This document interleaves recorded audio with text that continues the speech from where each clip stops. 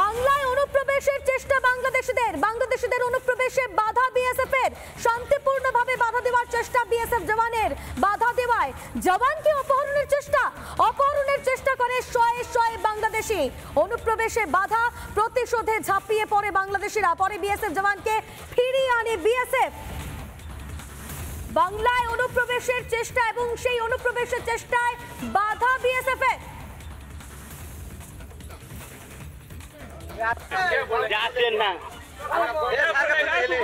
तुम दोनों ने तो कर रहा था, मैंने तुम दोनों को डराने के लिए आया था। और बोल अब तू डॉन बे, तू डॉन बना से निकचिस, डॉन कहाँ बनाया? तू डॉन ताले बना से निकचिस, डॉन बना रहा है? तू डॉन ताले बना से निकचिस। कौन डॉन? आज बैक तोरा वक्त के चाले टहल बाटी, कौन बना रहा है? अब टहल बाटी आलो तीरो। আমাদের সঙ্গে নিউজ রুম থেকে রয়েছেন এই মুহূর্তে সিনিয়র এডিটর শুভ্রাংশু চ্যাটার্জি। শুভ্রাংশু, বারবার বিএসএফ এর শক্তি প্রদর্শন আমরা দেখেছি, এর আগে ভারত পাক সীমান্তে, আর এবার ভারত বাংলাদেশ সীমান্ত, যেখানে দেখা যাচ্ছে যে অপহরণ করা হচ্ছিল বিএসএফ জওয়ানকে, কিন্তু বিএসএফ জওয়ানকে অপহরণ করতে দিল না বিএসএফ এর এই যে তৎপরতা, কি বলবে? দেখো, বাংলাদেশের কিছু মানুষ উচ্চিঙ্গিরের মতো লাফাচ্ছে। যে ঘটনাটা ঘটেছে, বাংলাদেশেরা অনুপ্রবেশ করার চেষ্টা করছিল, সেই সময় বিএসএফ জওয়ান ওখানে যে ছিল, ওটা হচ্ছে বাংলাদেশের চাপাই নবাবগঞ্জ এলাকা, এদিকে আমাদের মুর্শিদাবাদ। এই জায়গাটায় যখন ঘটনাটা ঘটে, তখন আমাদের বিএসএফের জওয়ান যে কাজটা, অনুপ্রবেশকারীদের আটকানো, অনুপ্রবেশকারীরা চেষ্টা করছিল ওখানে ছাগল চড়াচ্ছিল, এইভাবে ঢোকার চেষ্টা করছিল। অনুপ্রবেশকারীরা যখন ঢোকার চেষ্টা করে, তখন বিএসএফের জওয়ান যে কাজটা করে, যেটা বিএসএফের মূল কাজ, বর্ডার সিকিউরিটি আমাদের ফোর্স, যে বিএসএফ যে মূল কাজ, বর্ডারকে নিরাপত্তা দেওয়া, তারা আটকাবার চেষ্টা করে। সেই সময় ওরা অনুপ্রবেশকারীরা গ্রামের বাংলাদেশিদের নিয়ে জোর করে বিএসএফের জওয়ানকে ধরে নিয়ে যাওয়ার চেষ্টা করে এবং এটাকে বলা হয় অপহরণ করার চেষ্টা করে, নিয়ে যায় বাংলাদেশের সীমানা নিয়ে চলে যায়। এই জায়গাটায় দাঁড়িয়ে তারা অনেক ঝামেলা করার চেষ্টা করে, কিন্তু যেটা হয়, নিজেরা সংখ্যা ভারী হয়ে একজন বিএসএফ জওয়ানকে ধরে তারা অপহরণ করে রাখার চেষ্টা করে, বেঁধে রাখার চেষ্টা করে এবং অকথ্য অত্যাচার করার চেষ্টা করে। এই খবর যখন আমাদের ভারতীয় সীমান্তে পৌঁছে যায়, তখন ভারতীয় সীমান্তে বিএসএফদের থেকে বলা হয় অবিলম্বে ছেড়ে দিতে হবে,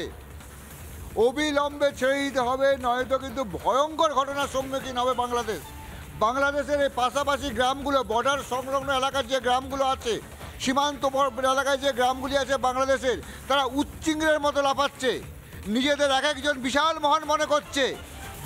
যখন ভারত সরকারের যে জওয়ানরা যারা আছে, তোমরা অনুপ্রবেশ করবে, ভারতে প্রবেশ করবে, ভারতে ডাকাতি করবে, চুরি করবে, গোটা বাংলাদেশে অনাহারে জ্বলছে। ইউনূস সরকারের বাংলাদেশ এই মুহূর্তে রাস্তায় নেমে পড়েছে। গোটা দেশে গণতন্ত্র নেই, জামাতি সন্ত্রাসীরা বাংলাদেশে রয়েছে। গোটা বাংলাদেশের গ্রামগঞ্জে শাসন চলছে জামাতিদের, সন্ত্রাসীদের। সেই জামাতি সন্ত্রাসীরা বাংলাদেশিদের অধিকাংশ গ্রামবাসীদের মগজ ধোলাই করে দিয়েছে। একটা উগ্রপন্থী রাষ্ট্রে পরিণত হচ্ছে বাংলাদেশ। এই জায়গায় তারা করছে কি? দেশে খাবার নাই, দেশে স্বাস্থ্য নাই, দেশে চিকিৎসা নাই, একটা না দেশে পরিণত হচ্ছে বাংলাদেশ। সেই না দেশের বাংলাদেশিরা ভারতে আসছে, ভারতে অনুপ্রবেশ করার চেষ্টা করছে, ভারতের সীমান্তবর্তী অঞ্চলে ডাকাতি করার চেষ্টা করছে, চুরি করছে, চোর। সেই বাংলাদেশি অনুপ্রবেশকারীরা যখন ভারতে ঢোকার চেষ্টা করে, বিএসএফ যে সীমান্ত আছে, সেই গুমটিতে, সেই বর্ডারে একজন বিএসএফ জওয়ান ছিল, ভারতের যে বিএসএফ জওয়ান, সে কোনো ভয় না করে তাদের আটকাতে যায়। যখন আটকাতে যায়, তখন এই বাংলাদেশি ডাকাতেরা, বাংলাদেশি অনুপ্রবেশকারীরা তাকে ধরে নিয়ে চলে যায়। তাকে ধরে নিয়ে চলে গিয়ে অকথ্য অত্যাচার করে, গালাগালি করে, নোংরা ভাষায় কথা বলে। তার কিছুক্ষণ পর যখন খবর যায়, কিছুক্ষণ সময় লাগে, এই ঘটনাটা ঘটেছে 8টার সময়, তার কিছুক্ষণ পরই খবর চলে আসে ভারত সীমান্তে খবর চলে আসে, ভারতের বর্ডার সিকিউরিটি ফোর্সের কাছে খবর চলে আসে, দিল্লি অবধি খবর পৌঁছে যায়। বলা হয় অবিলম্বে ওকে ছাড়ো, কোনো কথা নয়, ছাড়তে হবে অবিলম্বে। বাংলাদেশি ডাকাত, দুষ্কৃতী, সন্ত্রাসবাদী, জামাতি যারা আছে, জঙ্গি যারা আছে ওখানে, তাদেরকে বলা হয় ছাড়তে হবে। বিজেপি ছুটে আছে, বিজেপির যারা ঊর্ধ্বতন কর্তৃপক্ষ তারা ছুটে আসে, তারা একটা পতাকা মিটিং করে, যে পতাকা মিটিং হয় যেটা, সেখানে বলা হয় কেন এমনি করা হচ্ছে। তোমরা অনুপ্রবেশ করবে, তোমরা এই দেশে চলে আসবে, তোমার দেশে খাবার নেই, আবার তুমি আমাদের বিএসএফ যাকে আটকাতে গেলে তাকে ধরে নিয়ে চলে যাবে। কেননা ভারতবর্ষে যে করা হয়, বিএসএফ গুলি চালায় না, সীমান্তে গুলি চালানো হয় না, ওখানে ওরা ডাকাতি করছে। বিএসএফ কিন্তু গুলি চালায়নি, তাকে ধরে নিয়ে গেছে, কারণ একটা মানবিক দিক আছে।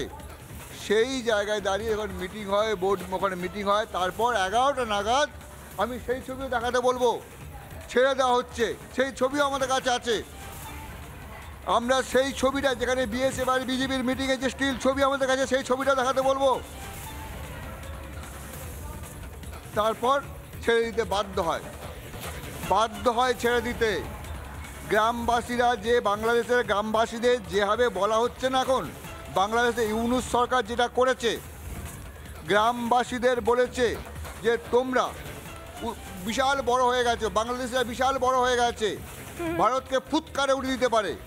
সেই জায়গায় দাঁড়িয়ে যখন ভারতবর্ষকে বলা হয় বাংলাদেশকে আবারও একবার বুঝিয়ে দিল ভারত যে এই ধরনের কোনো কাজ করলে ভারত কিন্তু চুপ করে বসে থাকবে না। বিএসএফ এর তৎপরতা অন্তত সেই বিষয়টাই সামনে এনে দিল। অনেক ধন্যবাদ শুভ্রাংশু।